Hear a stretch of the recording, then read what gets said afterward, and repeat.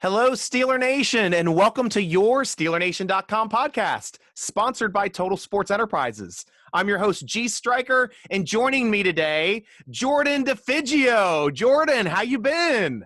I've been pretty good, I think as good as anybody can be given the circumstances of this year, but good. Yeah, how have you been? I've been pretty good. I'm still working on my No Shave November beard that you commented on a little bit earlier. It's just coming Yeah? in nicely, but I'm getting ready to trim this thing up a hair once we Yeah, get here to the looks end of the good. month. Yeah, Cheers. understandable.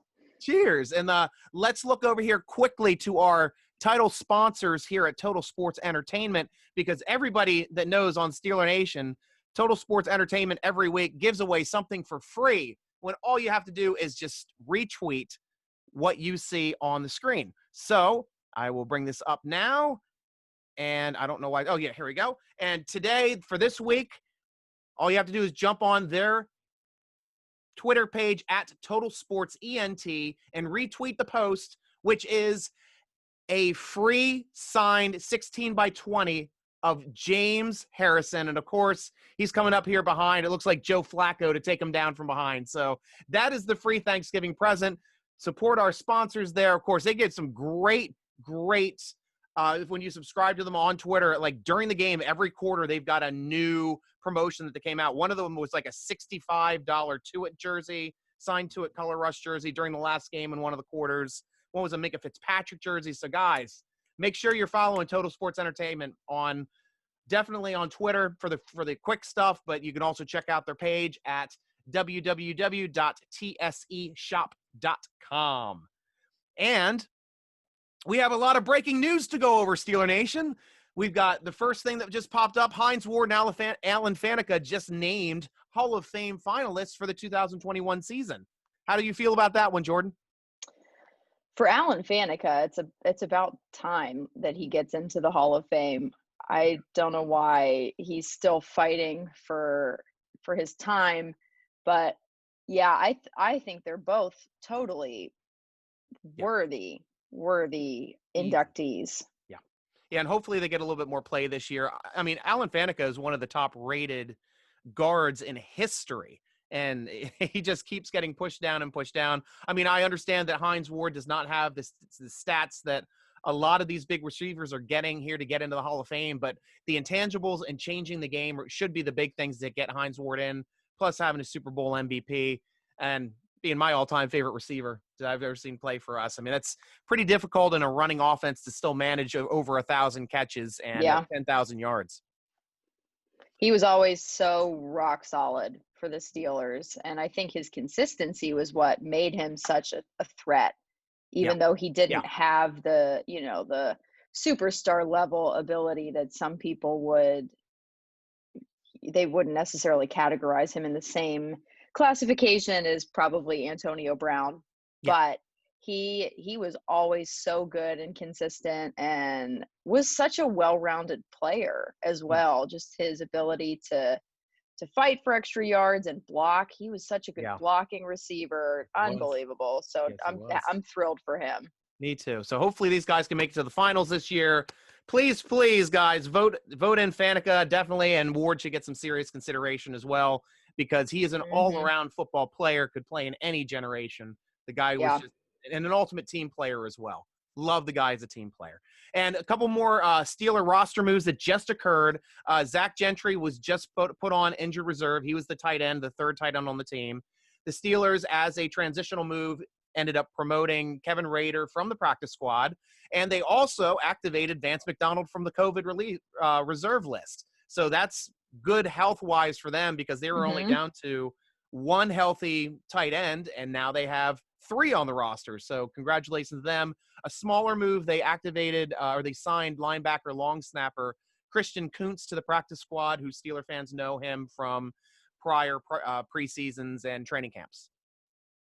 It's good stuff. It's always good when you see guys come back, especially with the bizarre nature of this year with the new COVID reserve list having that. And honestly, Eric Ebron has been playing stellar for the Steelers, and but it does help to have, another capable starting tight end on the roster Yes. at your disposal. Yes, it does. And Steelers have always been trying to find that tight end in free agency that would work for them. Looks like Eric Ebron is finally the time where they went out and got the guy that's showing dividends in his first year. So kudos, good move, Kevin Colbert. And also now, Jordan, we are 10-0 and 3 games up on Cincinnati with a game in hand. So how does it feel to be in Steeler Nation right now? It feels like a dream, honestly. Looking back at where we were last year compared to this year, it was so bleak. And even in the moments where it felt like maybe we could fight for a wild card spot, I think everybody knew we were just out. There was no chance that we were going to make an actual push with the roster that we had, with all those injuries and everything that we were up against.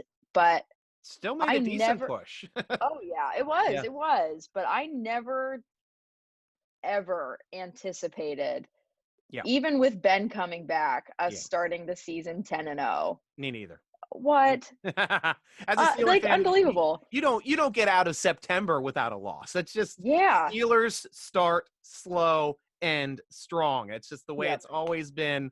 November, December records for Tomlin are off the charts. So this is really, really interesting locations we're getting into now. It's kind of uncharted territory, but what a nice game to sit back and relax last week watching Jacksonville. I mean, Ben just basically took his time, nearly 70% passing. He was 69.5%, 267 yards, 2 touchdowns, and of course that 1 interception that he had late in the half, trying to force another touchdown there at the end to get some extra points before the half, which, I don't know how you feel about it, but this is the second game where we've had an extra possession really, really late in the half. Both times we were in field goal range. Both times we got interceptions when I wish that they just would have just gone out and kicked the field goals. I think the other one was in the Cowboys game was the last time it happened too. So, but Ben's taking his shots and he took some chances. He did. And that's part of what you get whenever he's playing. And I personally, and maybe it is just because I keep comparing everything to last season.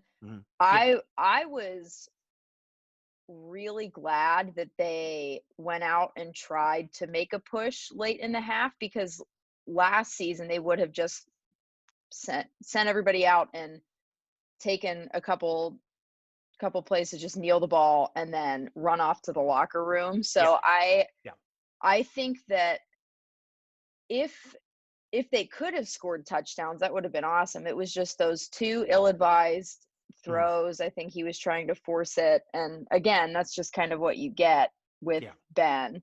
Sometimes he and it can pay off because nobody has a quicker release than he does in the whole league. So he's not getting sacked. He's not really feeling the pressure because he's getting the ball away so quickly. And the fact that he only has 5 interceptions on the year? On the season, 2 were those late at the end of halves, 2 were tip balls. So tip balls happen. Tip ball interceptions happen. It's good defensive coaching. But, only 1 real legit interception. So that's really good for what Ben's putting together this year. And also, how interesting, you just mentioned it, Jordan. How great is it to say that Ben Roethlisberger has the fastest release in the league when we've been talking about his early career holding on to the ball too long? And I think he had the ability to move. He was way more mobile in his earlier years of his career, and he could make those plays where he could just shed people free, and he had more speed. But in the very limited opportunities we've had to see him kind of scramble and sort of run to make plays, he looks slow. He's a big dude, and he's pushing 40, and he's been playing banged up basically his whole career. So I think he knows that about himself too. So he can't hold on to the ball as long as he used to, and as long as he may want to, because he has way less of a chance now this late in his career to evade those tacklers and defenders. It's interesting It's interesting. And only 5 interceptions. That's not bad. Yeah, that's insane. There's a quarterback in Tampa, I think, who has 9. It was So still ahead of Ben in the MVP voting, but I'm sure we'll get to that a little bit later here in the show. Jeez. But when we're talking, at least I want to give kudos and a big shout out to the offensive line. This is the first time in Steelers history the Steelers have gone 3 straight games without allowing a sack. So that Unreal. is very impactful. 11 times they've had 2 games in a row where they didn't let up a sack, but now they've got 3 games in a row. Last time they let up a sack was against the Ravens 4 weeks ago. Wow. And now going back into playing the Ravens again. I mean, Ravens got a good pass rush. They've got a good defense, got a stout run D.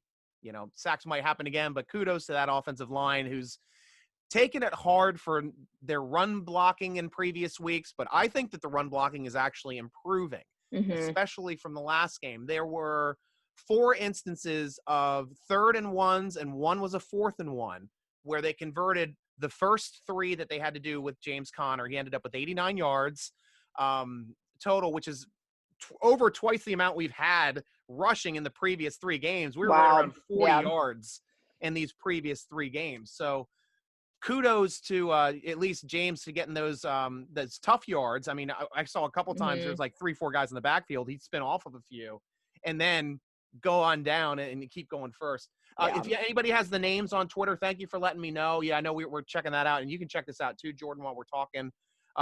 Ravens are supposed to have some more positive tests. If you see it come across the wire on Twitter, let us know in real time. We're going to get to that right after talking about this game anyway and talk about the stuff. But as soon as it comes in, we'll be talking about that too. Thanks, Twitter, for reaching out to Steeler Nation. But still, I at least like them getting conversions that they were not getting in these previous 3 weeks on the 4th and short, 3rd and shorts. And the goal line situation there with Snell with a tough touchdown where nobody blocked, and he basically went through 2 guys to get a touchdown. So kudos to Snell on that big run. So sometimes it's blocking, sometimes it's I don't think it's the performance of our running backs. I think the blocking is starting to improve. As Mike Tomlin says, it's a process, but it looks like it's starting to trend in the correct direction for Steeler fans entering the cold months of the year. Yeah, I think a lot of it also has to do with the way that each running back is being utilized. And I think I'm going to try to be diplomatic in how I say it.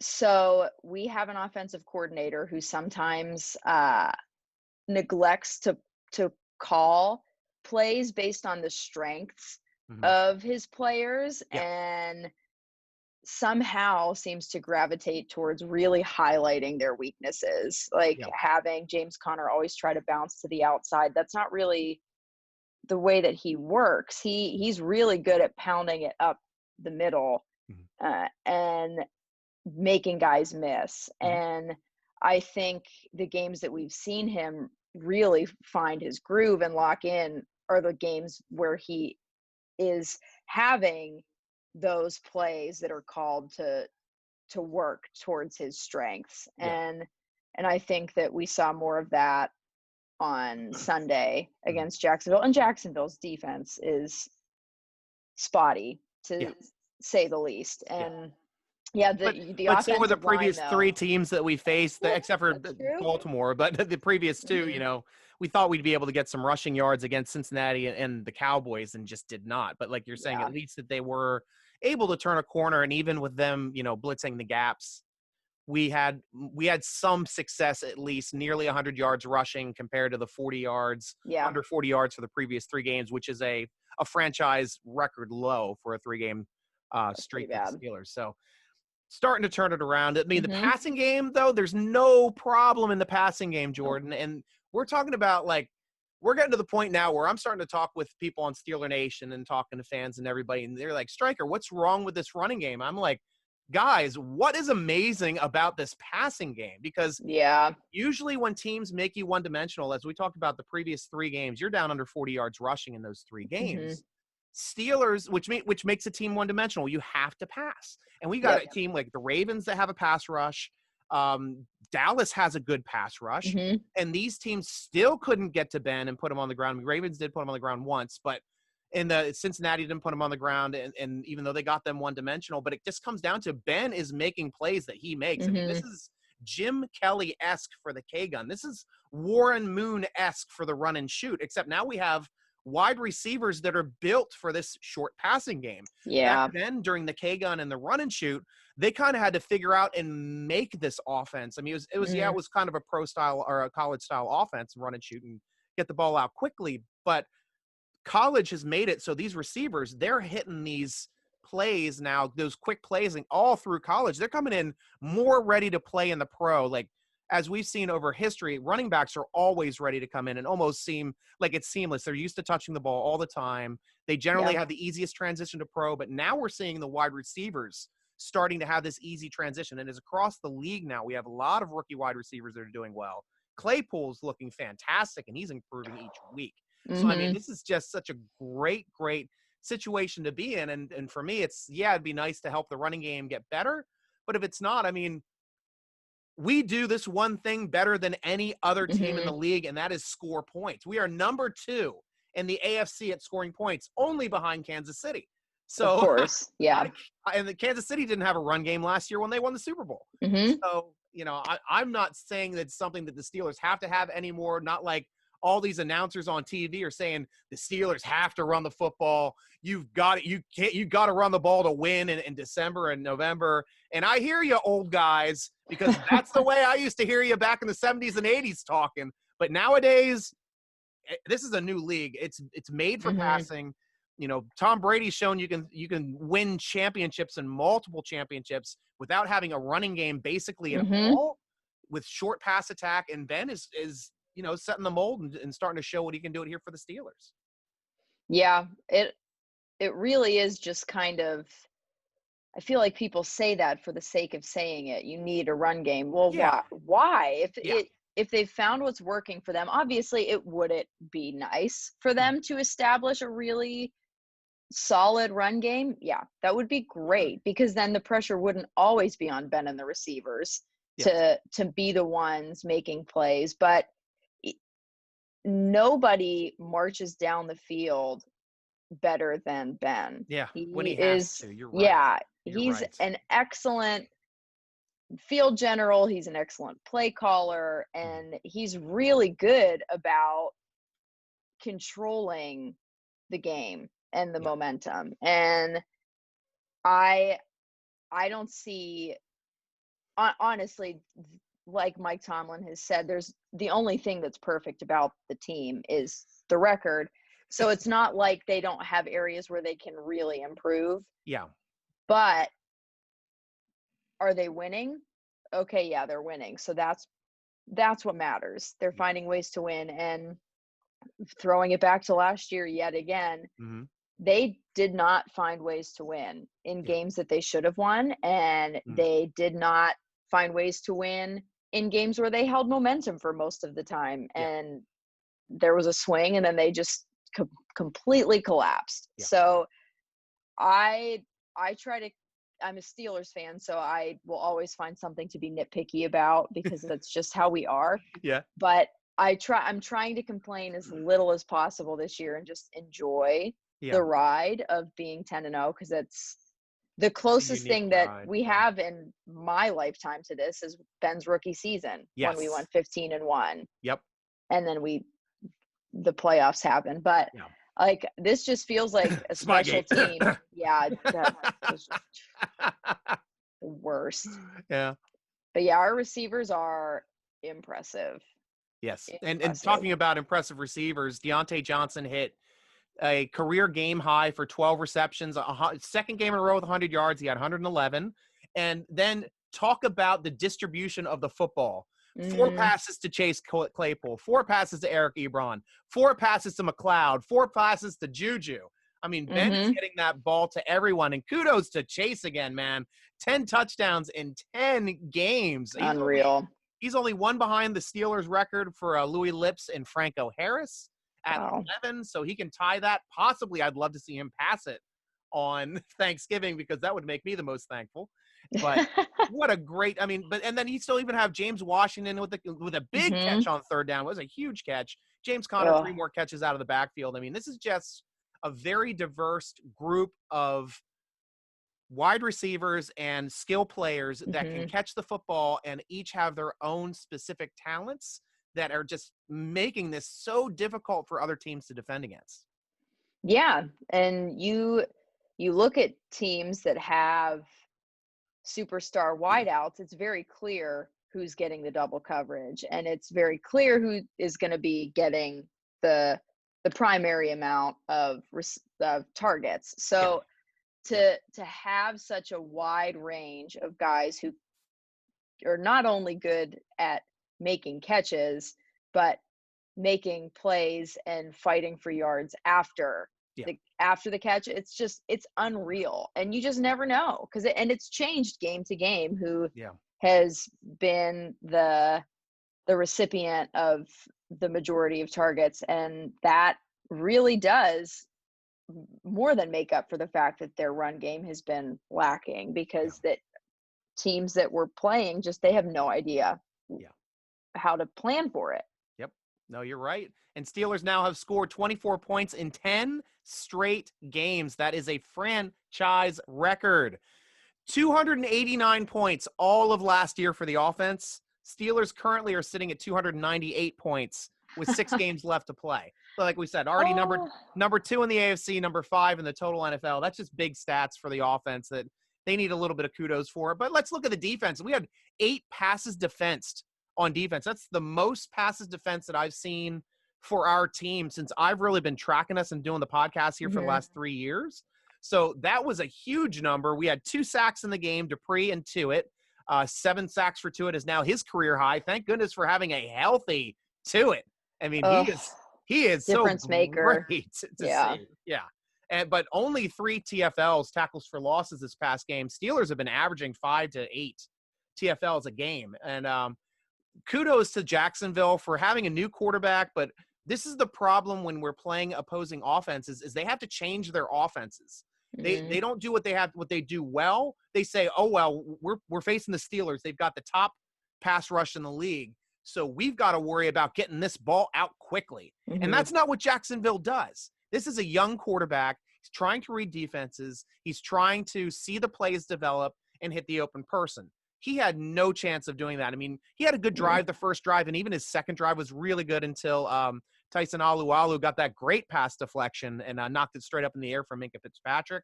But beautiful.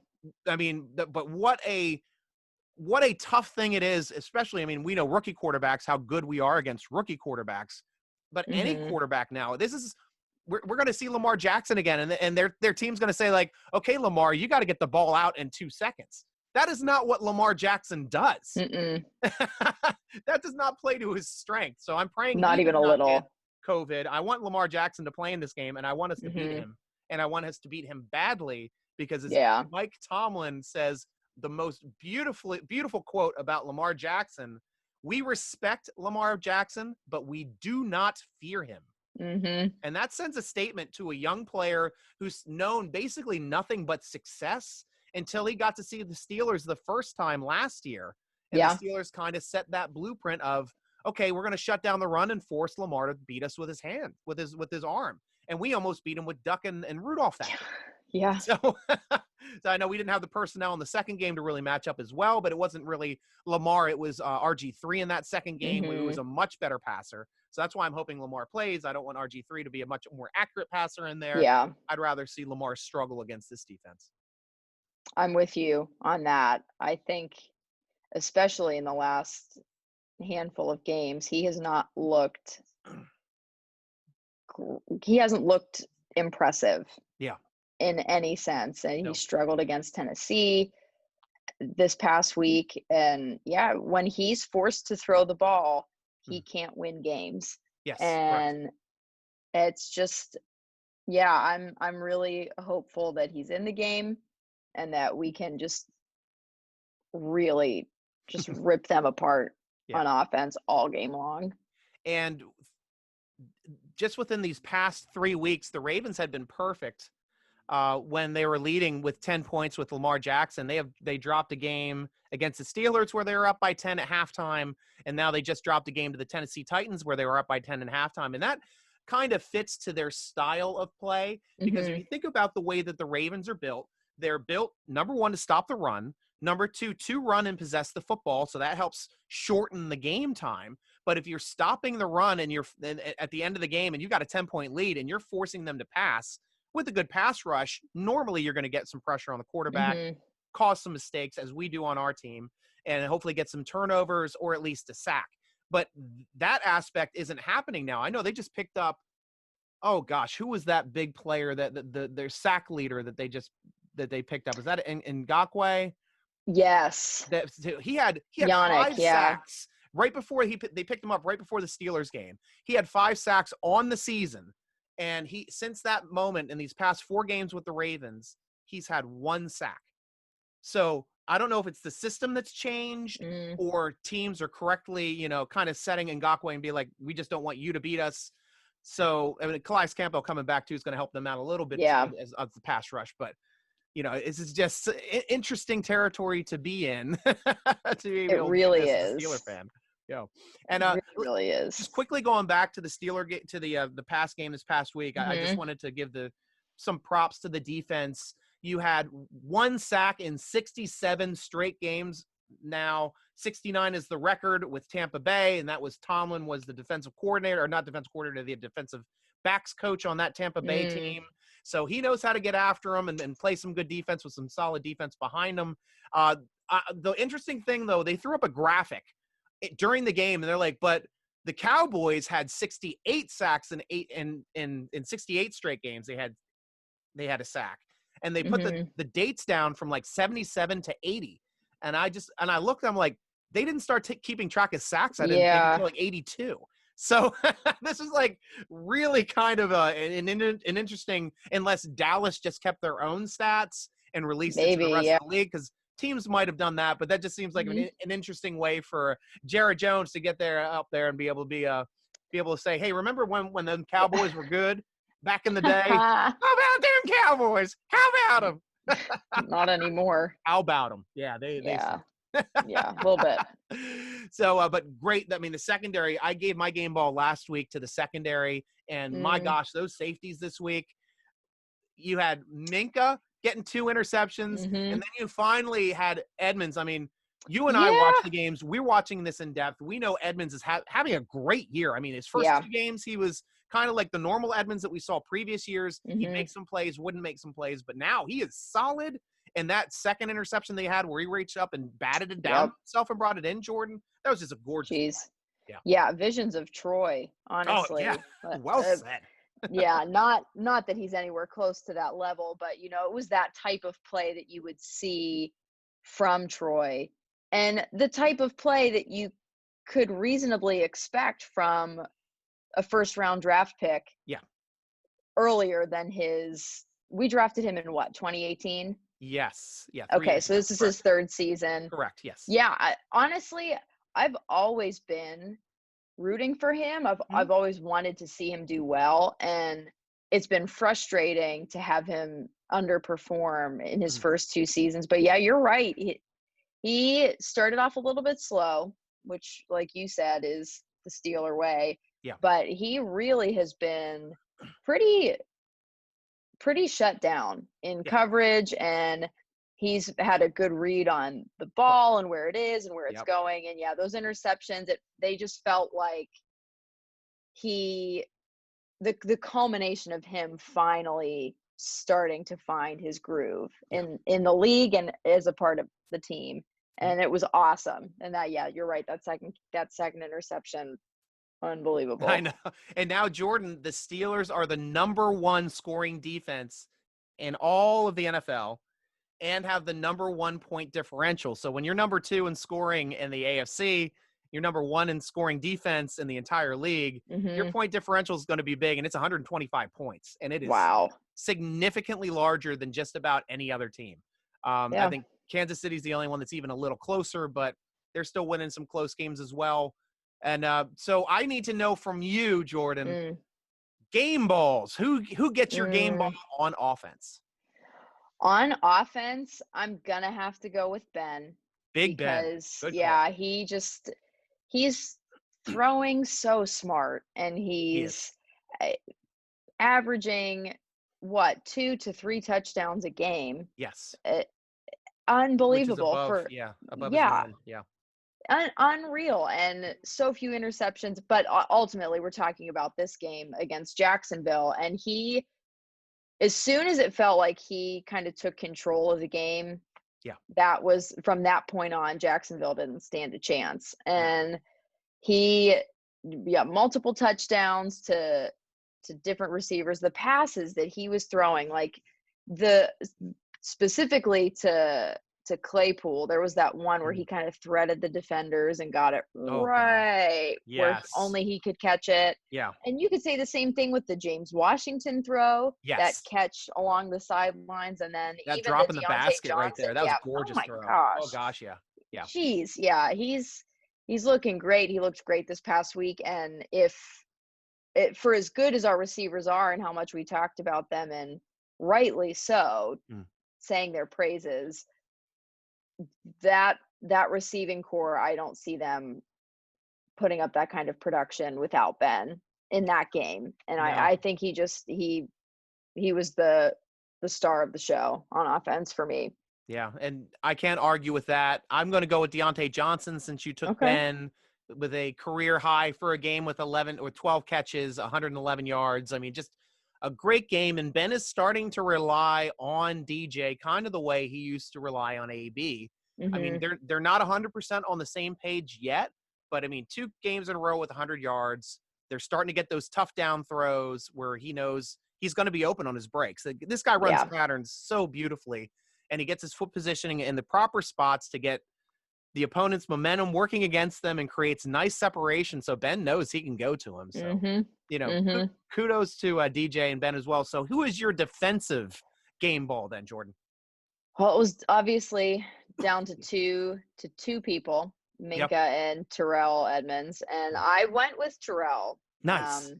Because you kind of at this point expect Minka to have games like that, but to have Edmonds go out there and really take all of the wind out of their sails multiple times. Yep. I just thought he played such an impressive game, and because he hasn't had a whole lot of splash plays like that, I felt like he was more deserving of my game ball, because he finally did it. He did it. Yeah, and that he's in that one game, he had twice as many receptions than he had his entire career. He had 1 reception, 1 interception his rookie year. This game, he had 2 interceptions. So kudos to blowing up his numbers there a bit. That's right. So I will take the other safety this time. I'm going to go with Minka Fitzpatrick. Incredible game. He now has an NFL leading 3 red zone interceptions. Wow. So that is huge. He's not only is he making plays at the right time, he also has 2 game-ending passes defensed in the end zone. So this guy is just shutting down the end zone when teams are trying to score. And there's no bigger play than a team expecting points and getting nothing for it on a turnover inside of the red zone. So kudos to Fitzgerald and Edmonds. I just loved seeing that game specifically. On the injury front, according to the press conference that Tomlin put out yesterday, Juju Smith-Schuster looks like he's going to be practicing this week, so that's a good sign. Same thing with Joe Hayden. Joe Hayden hurt his knee in the game. He actually came back into the game before he was pulled midway through the 4th when they started pulling just about all of the starters. Unfortunately, Zach Gentry was the only person really injured last game, and he had that bad knee injury. And then the people that missed the games previously, Jaron Elliott with an illness, Jalen Samuels with a quad, Trey Edmonds with a hamstring from the week before. I don't necessarily expect any of those 3 playing this week. If they do, that's fantastic. Well, Jaron probably, because he's probably back from his illness. They'd know by now if it was COVID or not. So I expect him to be practicing today. But getting some COVID news, I guess, pretty much just the coronavirus strategy in general. I think the Steelers now have learned from their one mistake on the COVID front, Jordan, and that was back. They kind of learned it when Humphreys got his test back when they were going to play their game. He had an illness going into that game, and then Steelers got kind of screwed because everybody had to check out and make sure that they were good the next week. And then from that moment on, the Steelers went into the highest protocol for COVID. So they Yeah. only did walkthroughs and practices together with masks on. Any other time, any team meetings, any strategy, it's all via virtual. So that's smart to keep them out of the building as much as possible. They're only together when it's outdoors, really cuts down on contact tracing. And then after that next week, I think that was when Vance McDonald had an illness and they let him play in the game, but then he ended up being COVID positive. And that week we had like 5 guys. I remember like Ben and Jalen Samuels and Vince Williams, Gerald Hawkins were all thrown on the 5-day. And from that moment on, the Steelers say, okay, if you get an illness, even if you're negative, we're not going to play you because we can't have a problem like that again, especially if you're talking about this being Thanksgiving in a short week. Tomlin and the staff know, hey, if we got any contact tracing this week, they miss the game. The game is out because it's 5-day for the contact trace, and you have 4 days till or 3 days until Thanksgiving. So you're kind of screwed in that respect. So, Anthony McFarland had an illness 2 weeks ago. They held him out preventatively for that game. Then this past week, then we had Jaron Elliott with an illness, and they held him out preventatively. And that helps just to limit that aspect. Whereas the Ravens, they had Trace McSorley. He had an illness last week, and they kind of let him practice a little bit. And I think he's probably patient 0 for this week, which is why they're screwed with 3 guys currently on the COVID list. And that's they actually had 2 guys go on last week. Eamon Marshall, a cornerback, and Trace McSorley were placed on the COVID list last week. But now they've got running backs Mark Ingram and J.K. Dobbins. They can't play at all. They're positive, as well as Brandon Williams, I believe, was the contact trace.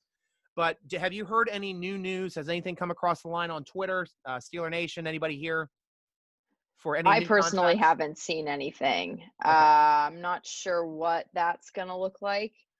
The last thing that I heard was that the Ravens had 5 players test positive, but I don't know if they were including McSorley and Marshall from the previous week, because that would put them at 5 for missing this upcoming game. I don't know if they have a new positive. We'll find out, I guess, a little bit later on today, if not during this podcast, but we'll take a look into it. But at least from a Steelers perspective, we know their running backs. I mean, Gus the Bus Edwards, he's a strong runner. I mean, he had some big rippers in that game against us when we just played him 3 weeks ago. So I think he could definitely handle the load. Justin Ellis is also another big player. He's going to be filling in at nose tackle, and Steeler fans know him as well. So, at least I don't see COVID being a big excuse for their issues coming into this game. I think it's going to be, for me, breakdown wise, and I know we can get into this now. I think it's going to be tougher for the Ravens to run the ball now, having Tyson Alualu back, because he got injured very early, like first or second series in that Ravens game. And they just blew the doors off of us from that moment on. Not having Hilton hurt as well, having Hilton now back with Tyson is making it much, much harder for teams to run on us. And we've been getting progressively better here the last 2 weeks with them working their way back into the defense. Yeah, and forgive me if I'm misremembering, but I believe that this is the first game Avery Williamson will be playing against the Ravens with us, because we acquired him around that time, but he didn't really start to see a lot of increase in snaps until this past week. I don't think he played. He definitely didn't play in his first game, that first game against the Ravens. I don't remember if we picked him up the Saturday before the Ravens or the Saturday before the next game, but I know he didn't play. He was active for the game, but he didn't get a snap. But these past couple games, he has gotten some snaps on defense. But you're right. This will be the first time that Avery Williamson will be facing the Ravens. Yeah. So hopefully we'll see him really shine. And obviously Robert Spillane had a great opening drive play against the Ravens. And I think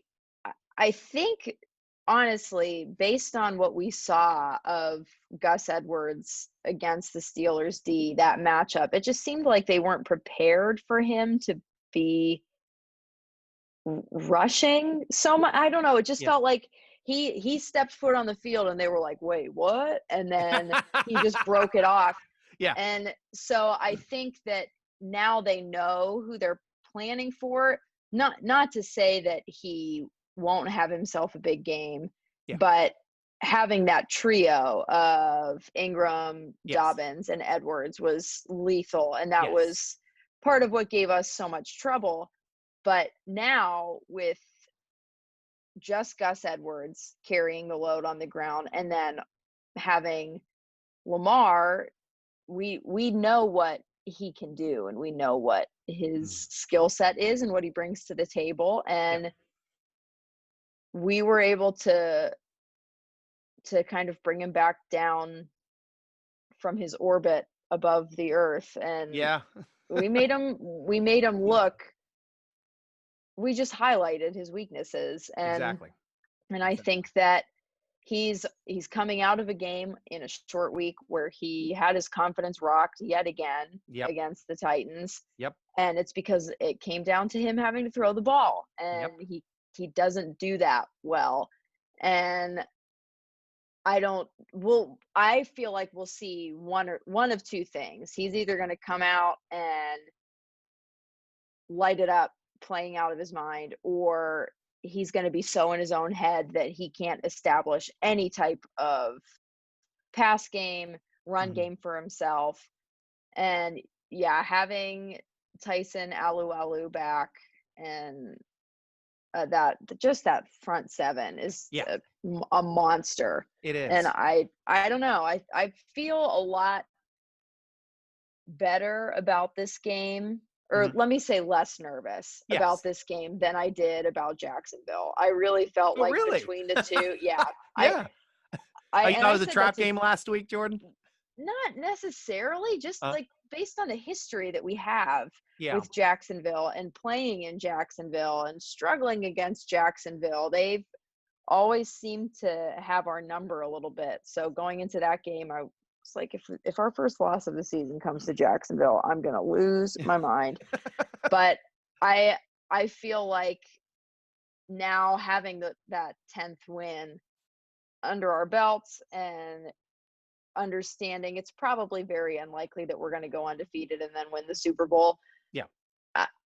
Do I want to see them lose on Thanksgiving? No, I don't.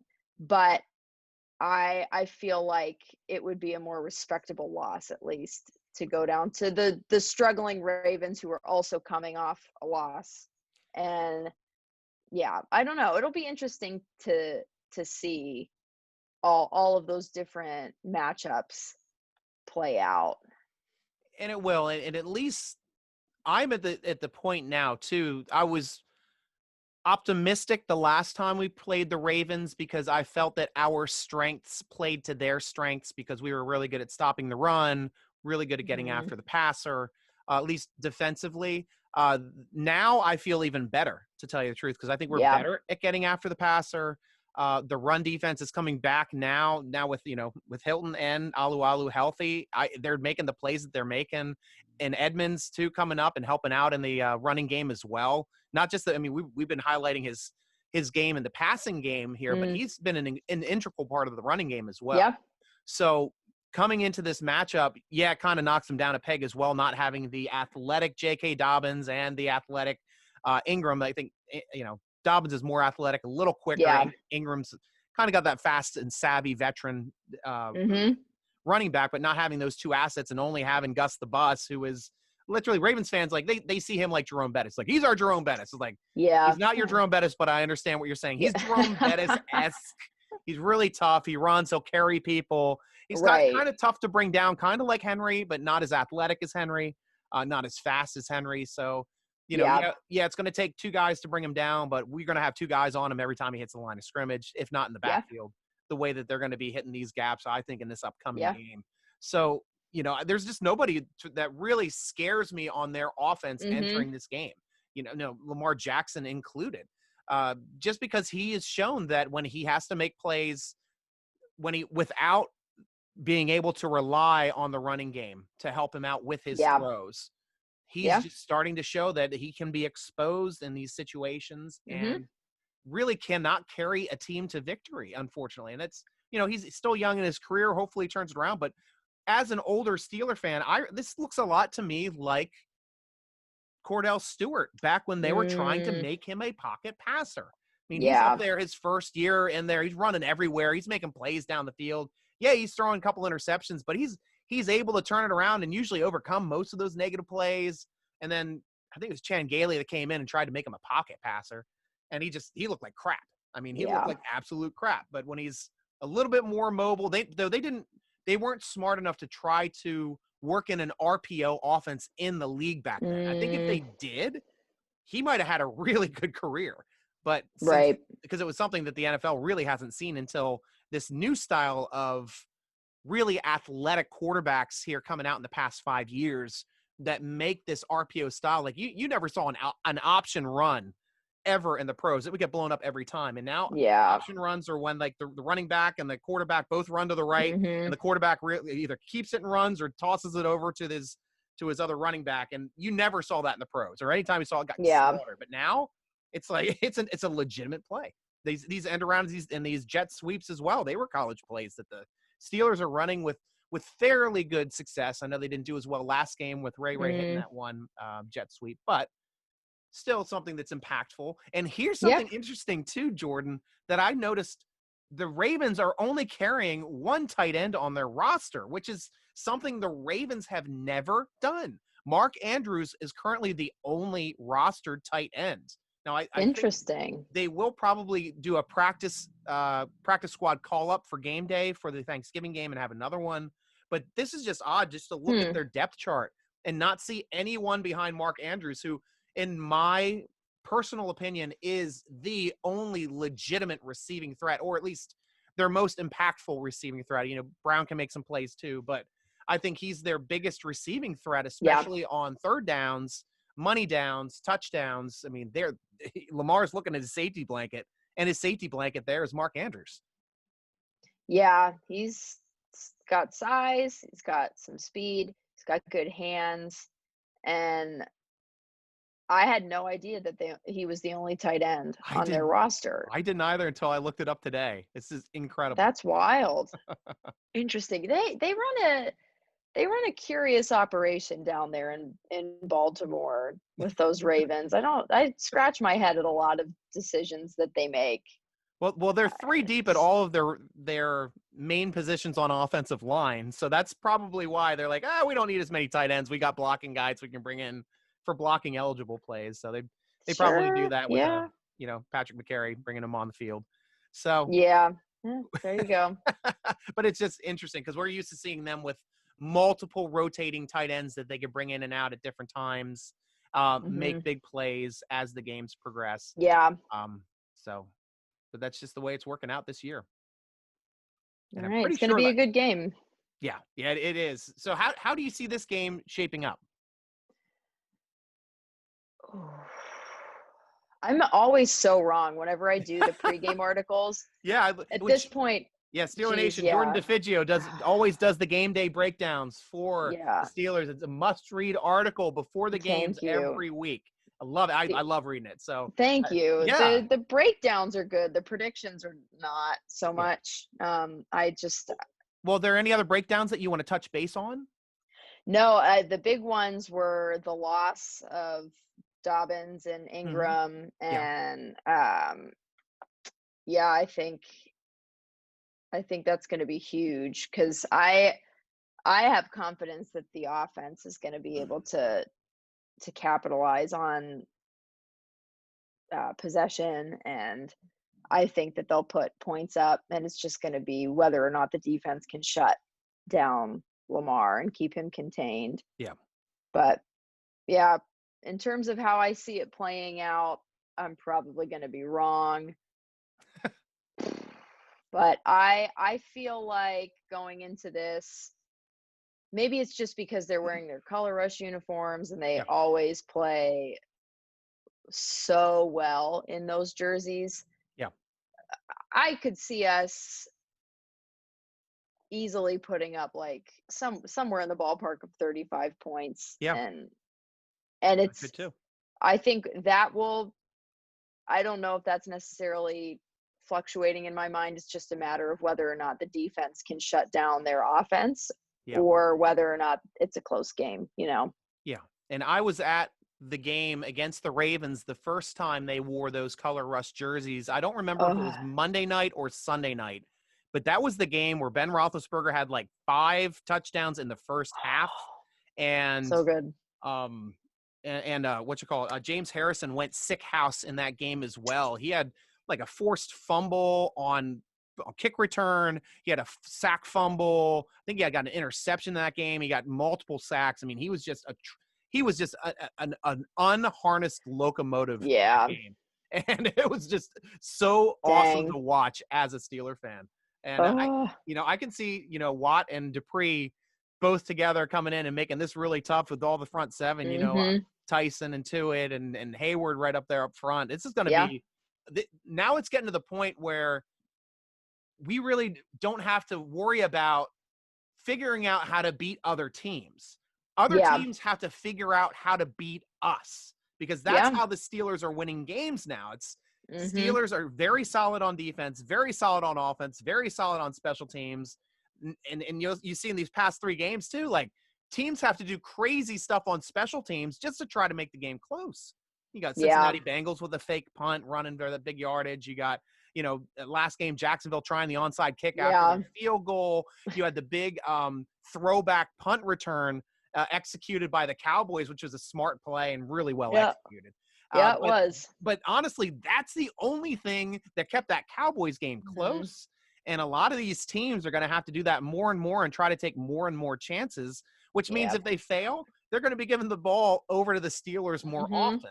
So this is going to be a really interesting stretch here in the last 6 games. But, I'm excited to sit down on Thanksgiving, have some turkey. I was trying to get my wife to do Cornish game hens for that was like their family thing, because I wanted to call them roasted ravens and have them for breakfast. And she's like, "Oh, you." That would have been incredible. Yeah, I'll just have to order some chicken wings and call them Ravens wings, and we'll just leave it at that. There you go. Nobody will know the difference. No. So now we're at the point of the show where we take questions from Steeler Nation. So you can look up some stuff there on Facebook if we had any questions, and I'll start off with the stuff at SteelerNation.com forum. You can log on, create a free account, and ask questions, and we answer them right here. So first one from /Steel: how is the running game doing, Jordan? We've touched on it a little bit. It's a little hit or miss. It's starting to improve. It is improving, yeah. I think, honestly, the fact that James Conner has had multiple games for 100 yards is 3, I think. Yeah, that's nothing to complain about, especially when we're winning. If it's costing us games, then that's when it becomes an issue. Yeah. But right now, with the exception of the 1 or 2 fumbles from Benny Snell, like they're holding on to the ball. Yeah. They're really good about protecting it and fighting for yards. But there have been some games where they've just failed to establish that run game, and it at this point hasn't made a difference on the win-loss column. But you would love to see them do better than they are, even if just for individual personal stats. I know that that's not something that the team necessarily cares about, but I love James Conner. I want to see him do well. I know this is a contract year for him,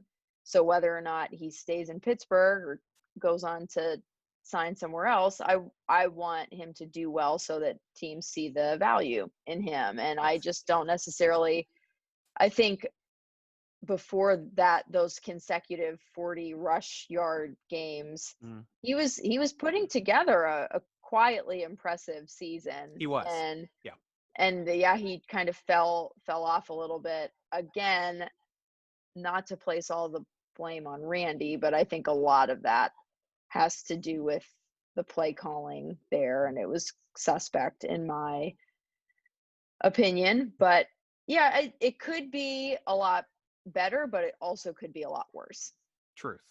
Steeler fan in Florida: is Ben getting locked into DJ too much, not spreading the football around as much as he could? And I say no. Yeah, I mean, DJ got the lion's share of the targets last game, but he's open. I mean, that was 12 receptions on 16 targets. So that's your top receivers in the league are making those receptions. This isn't like an A/B situation, like big third down conversions to James Washington, big ones to Eric Ebron, Juju Smith-Schuster. I mean, it's not like he's locked in on one guy. And like we said, it was 4, 4, 4, and 4 receptions for those guys, and Ray included in with those guys. Ben is spreading that ball around, and he's just getting it to the person that's open. So whereas in the past, on third down, he was always queuing in on AB. I don't see him doing that on third down with DJ, but on first and second down, DJ's slaughtering his guys too. So he's just really one of those people that he hits. So Cooley Man asks, is this the best all-around group of receivers the Steelers have ever had? Ever? Yes. For like a group of receivers. So what would be your number one all-around group of receivers? Well, I think that I wasn't alive for this, so I didn't get to see it, but I don't think that anyone comes close in terms of talent for the Steelers to Lynn Swann and John Stallworth. I think that that group, I think that group of guys was just excellent. Now, is this the best group of receivers that Ben has ever had? I would argue yes, this is. Nice. And just based on the numbers that they're putting up and the ability that he does have to spread the ball around and put up as many points as they are, they're all reliable. They're all really good and really smart. They're very intelligent and they know the game really well. And I think that honestly, maybe Antonio Brown, Martavis Bryant, Emmanuel Sanders could come close to that, but still there were way too many other factors at play there for me to say that they were the best, because they were all kind of, with the exception of Sanders, a bit of a train wreck. And I don't know. Now for me, I don't think that they're the most talented group, but across the board is talking about depth at 4 and 5, the 4th and 5th wide receivers. Yes. Like that to me is the most talented and deepest, the better way to say it's the deepest group of receivers that we've ever had, because we have our 4th receiver who now ends up being Washington, and our 5th receiver, Ray. They're coming in and they're making plays, because I remember like when Quincy Morgan was our 4th receiver, he might get a catch every 3 games. Or, that's right. A lot of teams, you don't even know who the 4th receiver or remember who it was. Like, geez, oh gosh, Hamilton was the one that was the body catcher and that I couldn't stand. But every year is different. But this year this is the first time that I've ever seen a Steeler offense where their receivers have no weakness. They're all hands catchers. The Steelers have gotten away from the body catchers and just the strict fast guys. They say, number one, you got to be able to catch the ball, have good hand positioning. And that's why like Claypool is reaping dividends. Whereas, Martavis Bryant, who was a talented guy and off the charts as far as for body metrics, he was not a good hands catcher. He didn't have good hand mechanics. He dropped a lot of balls he shouldn't have. There's issues where people are going to drop balls. People are giving, Deontay Johnson a little bit of, a tough time because he puts the ball on the ground a couple times, but he's got excellent hand positioning. It's not his hand positioning that's causing him to lose balls. Sometimes it's defenders making plays on his arms when he's trying to make the catch, but for the most part, like he just has beautiful hand placement, much like Antonio Brown had absolutely like the perfect hand placement I've ever seen on a football. Guy could catch anywhere, and he had a true catch radius that he could catch anywhere within his body, whereas most people can't catch below their knees. It's just a fact. It's just really tough to get down there, but he could always get down to his toes, to his knees, up high. I mean, it didn't matter. So, so that's the way I see them. But here's the biggest question for you, Thanksgiving related, from Cooley Man. Is it called dressing or stuffing? In relation to a turkey, like the action of what you do with a turkey? Is that the question? I think it's the byproduct that you get from the turkey that you eat afterward. So for me, like I always thought dressing was for salad, stuffing was from the bird, but I got to thinking, is stuffing the stuff that you put inside of the bird and the dressing the stuff that's maybe outside in the pan that's soaking up juices? Because I could see that being called dressing, but in our house, if it's stovetop, it's stuffing. Yeah, things that I've just never thought about before, because in my mind, stuffing is something that you make totally unrelated to the turkey, Yeah. and dressing is what's related to the turkey itself. Yeah.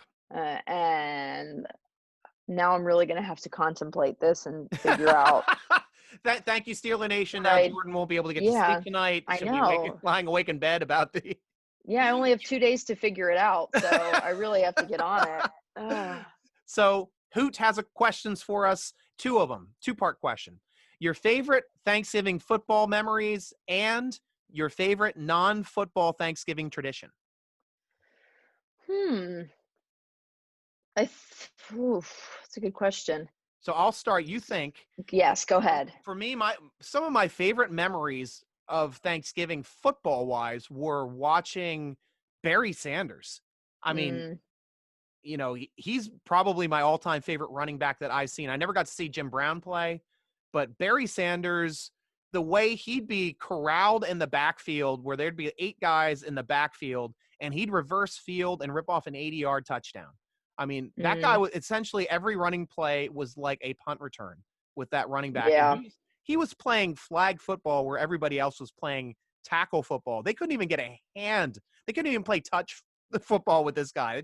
He was just so amazing to watch. And I remember the one Thanksgiving, he ripped off 3 runs over 50 yard. One was like 80, one was 70 some, and one was 50 some.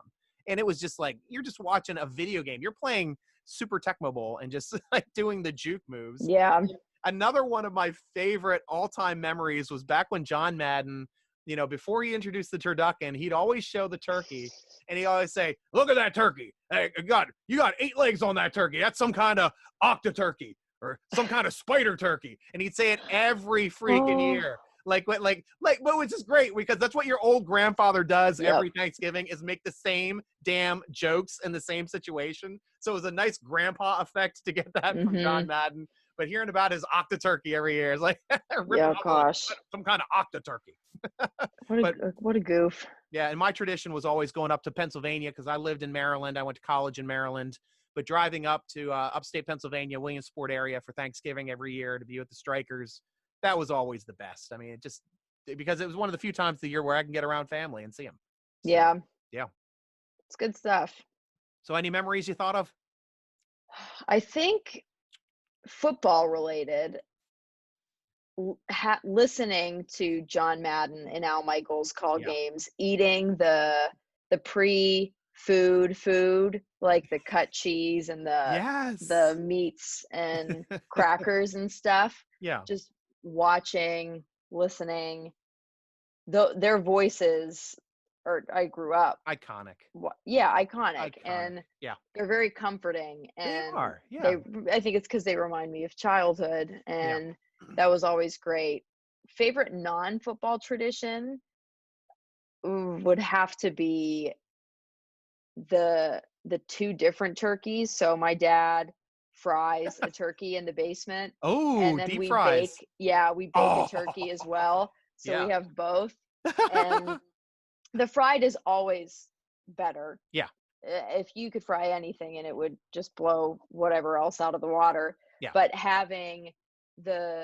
being able to go down in the basement and see and smell the turkey and have that there, and then go upstairs and have the turkey in the oven smelling up the main floor. It just, it's a lot of fun. Nice. And Heinz 57 then has a converse question for us. Bettis coin toss, the worst Thanksgiving Steeler memory? Do you remember the Bettis coin toss? What year was that? I'm pretty sure that was the 97 season. I think Steelers were primed for the playoffs. They lost the coin toss in overtime against Detroit because Bettis said heads. The referee heard tails, and it came up heads, and they didn't get the ball. So that was like a big controversy at the time. And then Steelers ended up dropping all the rest of their games and didn't make the playoffs after that moment. Jeez. So it was kind of like a a falling apart moment for the Steelers, but really Yeah. interesting. But I would have been, I would have been 4 then. So it's very little. I don't remember it. I remember seeing it Yeah. on social media, and I'm going to say yes. It doesn't, because I wasn't really, cognizant at that point in my life enough to carry sports trauma. Good. I don't quite remember it, but just the whole situation of mishearing a player and then having it cost them overtime. Yeah, that's a mess. Well, one other bad Thanksgiving memory that I've got to bring up to Steeler fans, just so I can, open it up from your deep repressions, and it's going to be mentioned this week.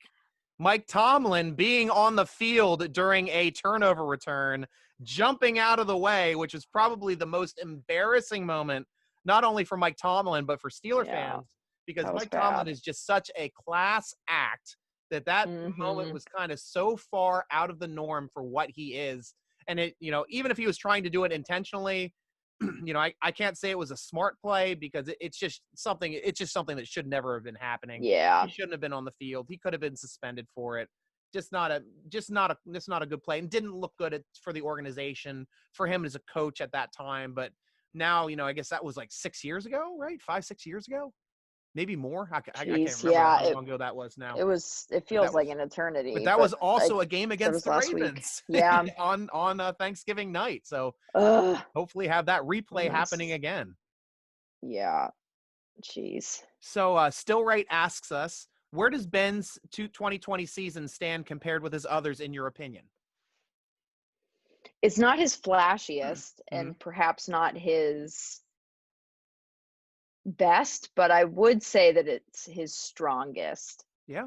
In terms of how much he has, not that our team is bad, but he's really set the tone for what this season is going to be. Yeah. And his touchdown to interception ratio is just unbelievable for a guy his age. And also the fact that he just returned from not only an elbow injury, but elbow surgery. Yes. So that it's just, for me, maybe this has been the most impressive season of his. Like, even though he hasn't been at the top of the leaderboard for passing yards and touchdowns, but what he's been able to do this season is something I feel like only he could do, because he just has that grit and willpower that makes him such a fierce competitor that anything is possible for him.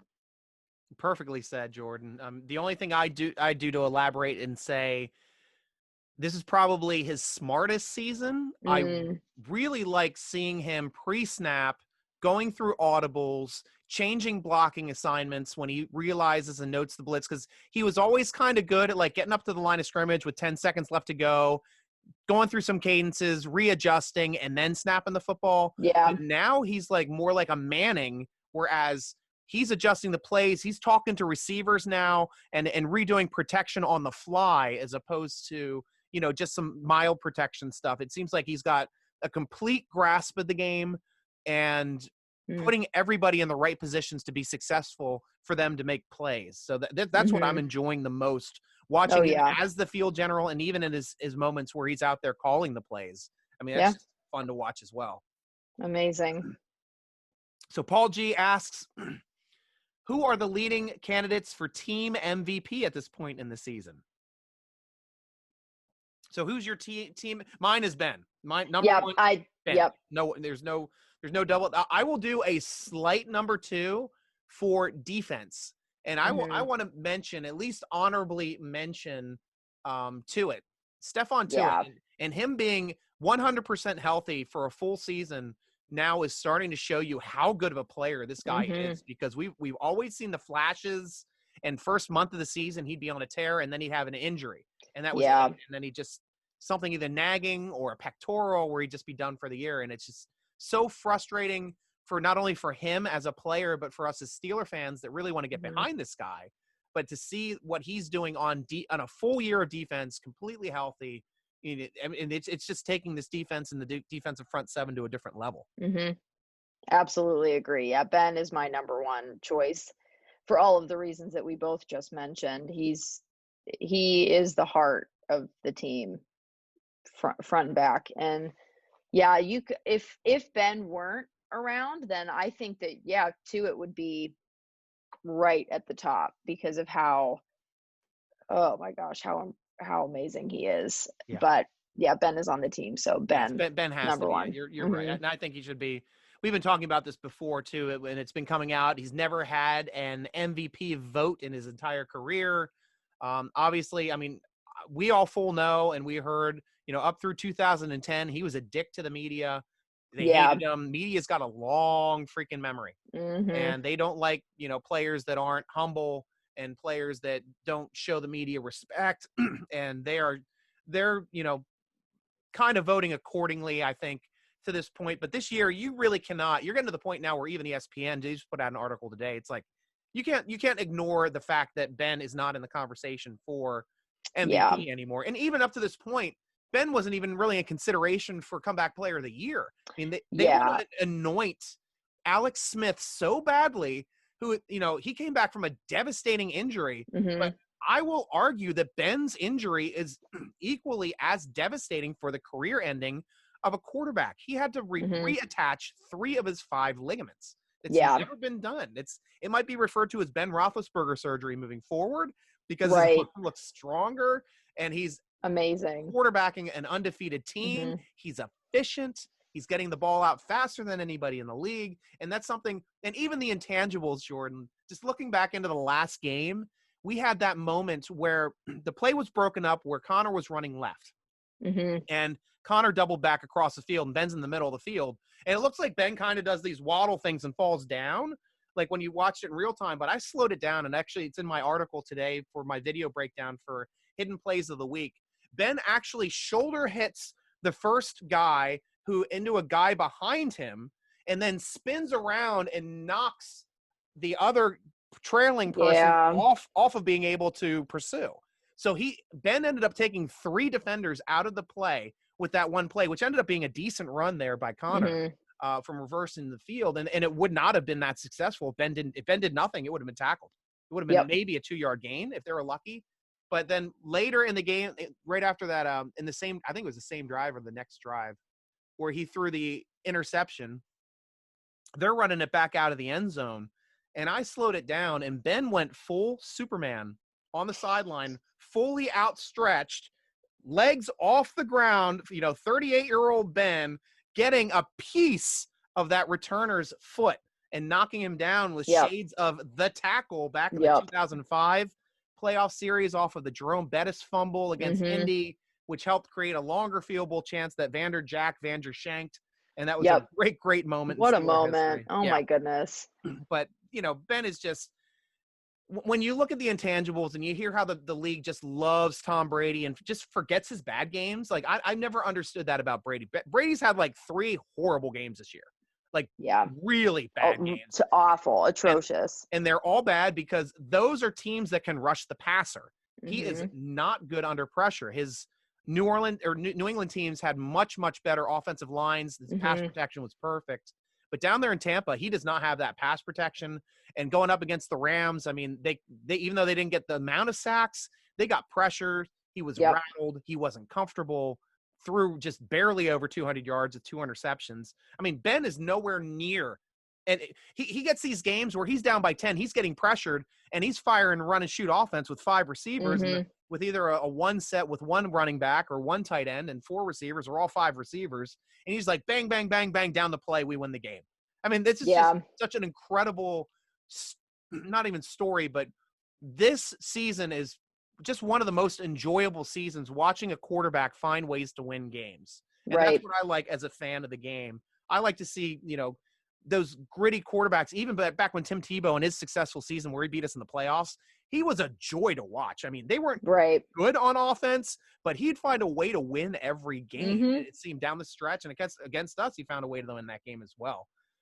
So, it's the same thing too with Tua as well. I like watching him as well. I know he had a bad game last week when they pulled him, but He's been doing just enough plays to win, and I like the cut of his jib, and at least enjoy watching him. And I enjoy watching Kyler Murray even before his Hail Murray play. I was always high on him, saying he should be an MVP consideration as well. Very athletic guy, smart, and even at 5'10", showing you don't have to be 6 foot or taller to be a quarterback in the NFL. Yeah. He's stellar. I love watching him. And the last question we have from Paul G, who provides the most meaningful test for our remaining opponents on the schedule? And if you know the remaining schedule, I know we see Baltimore obviously this week, Colts coming up, Buffalo coming up, Cleveland at the end of the season. I say Buffalo. Buffalo. Buffalo's that's definitely going to be a tough one with Josh Allen up there in Josh Allen, Stephon Diggs, even Devin Singletary. Like they have all the pieces of a really good team. Yeah. And Josh Allen can throw and he can run. Yes. And and we lost to them same week, same scenario last season, that Sunday night football game. Yep. Yep. And this one's going to be in Buffalo. Much tougher place to play in December. Yeah. Mm-hmm. That's what I think. Yeah. And especially if it's a snow game too, that's going to make for a memorable day for Steeler fans. I'd say that one. Yes. I mean, obviously I'm still worried about the Cleveland game in the last game of the season. If you're talking about a test, I don't know if it's necessarily going to be a test, but that last game in Cleveland might be the game. Even if we're undefeated going into that game, we may lose that game because Tomlin may rest the starters. Yeah. So, which is very, very possible at this point if they keep on this trajectory. Yeah.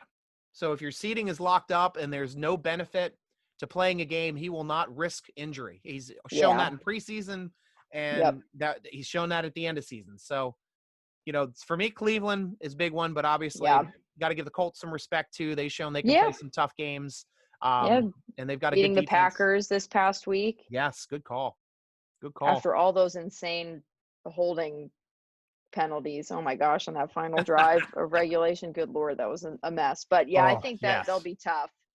Their defense is excellent. Nice. So, and did you see any other questions on Facebook? There was one that I really liked. Great. Let's answer it. Yeah. So Ryan Stansberry asked, why haven't we used the Wildcat this year? Hey, Ryan. Basically because Jalen Samuels is the Wildcat quarterback, and he really hasn't been fully healthy all season. Plus, we're in a situation where I think that the Wildcat is kind of used with offenses where you're not as 100% on your quarterback play. You don't want to take the ball out of the hands of your playmaking quarterback too often. I can see it situationally, but last year with Rudolph and Duck, it made sense to have Jalen Samuels come in and run some Wildcat. This year, they really don't need it. I mean, don't get me wrong. I think it would be a fun wrinkle down the stretch. Maybe you can work it in, and maybe you have to utilize it sometime just to kind of give teams a different look and something else to prepare for. But for the most part, I don't think this 2020 team needs the Wildcat to be successful to win football games. Yeah. Yeah, nice. Any other questions on Facebook?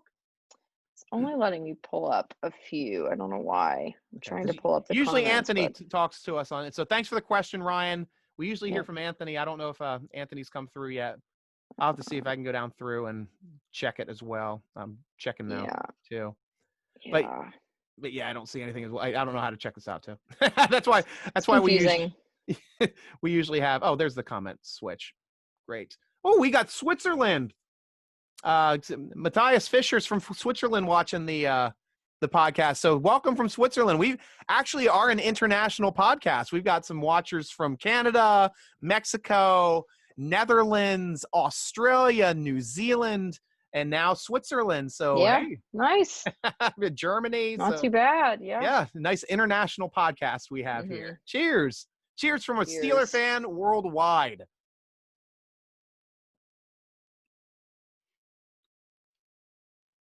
And that's when Matthias also asked us, guys, do you remember a season that we had such a strong defense?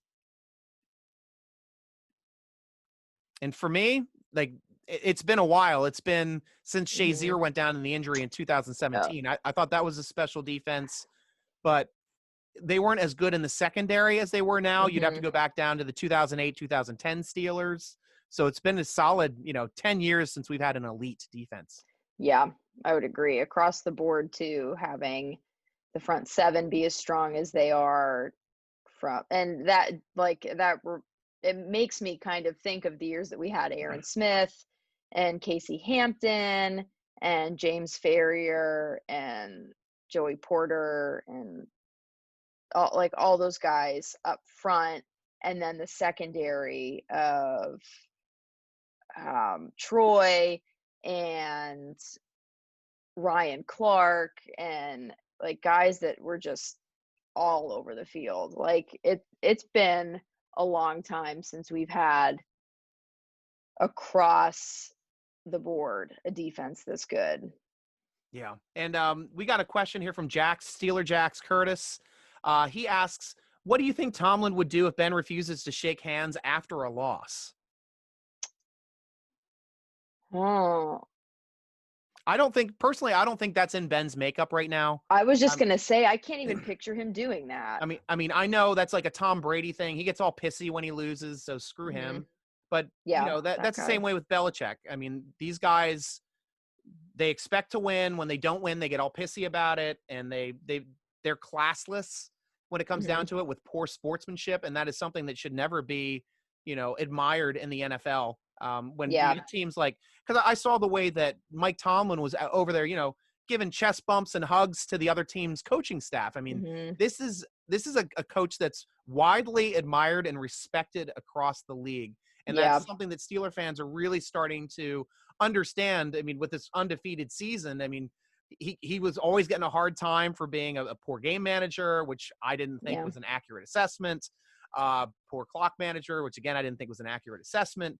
But right now, I mean, he's just shown nothing but class, and his class is keeping this team together during COVID. But it's also a reason why, I would never see, I don't think Ben now, baby Ben early in his career might've done it, but unless he's hurt, he's going to shake somebody's hand at the end of the game. Yeah, I'm with you. Yeah. And last question. I know I saw one here from Anthony, my boy Anthony. We have to get to an Anthony Laird question. Does the defense look like it is one that we need to get a good drive for number 7? All I would say is, run defense would get slightly better. So yes, to me personally, this defense is the number 1 scoring defense in the league. You win games by winning the point margin, and what better way to do that than to score a lot of points and to keep the opponents at a low margin. So Anthony, this is one of the most excited I've been for a season for the Steelers to have a legitimate chance to winning a Super Bowl. The defense was the only reason we got anywhere close to the playoffs last season. Yeah. It was because of them, not because of anything we were doing on offense. So the fact that we now have an offense that is producing, this defense is everything that you could hope for and then some in a team that is poised to make a deep run at the Super Bowl. So I think absolutely yes. Very well said, Jordan. Steeler Nation, follow Jordan DiFigio she's an excellent writer. Please read her articles at SteelerNation.com, but follow her on Twitter and Instagram at Fidge Newton. That's at FIDGENEWTON. So thank you very much for joining the show. You did an excellent job. So thank you for having me. No problem. Always fun. I got to tell Hunter, hey, your job's in jeopardy now, Hunter. What you get for working, bud. Yeah. No, but we were planning on having you anyway with Hunter. Hunter was supposed to be on the show co-hosting. You were going to help us out with the breakdowns, but unfortunately Hunter had some jobs and some clients he had to meet with today, and we understand that completely. Work has got to come first. He's got to, pay the bills for the family. Yep. So good luck to you, Hunter. I hope everything worked out. We'll see you next week. Jordan, we'll be seeing you soon too, because we want to work you in more regularly into the podcast as well. Awesome. Sounds good to me. Thank you so much. No problem. Check you later. Awesome. Steeler Nation, see us again, 2:00 next week, right here on Twitter, right here on Facebook Live for the live recording of the vidcast of the podcast. Visit our title sponsor, Total Sports Enterprises, on Twitter at Total Sports ENT to be part of their signed merch giveaways done every week. This week is the signed 16x20 picture of James Harrison chasing down Baltimore Raven Joe Flacco. So jump on there to their Twitter site, retweet it, have a chance to win that. You'll find out tomorrow night whether or not you are in possession of a new signed James Harrison picture.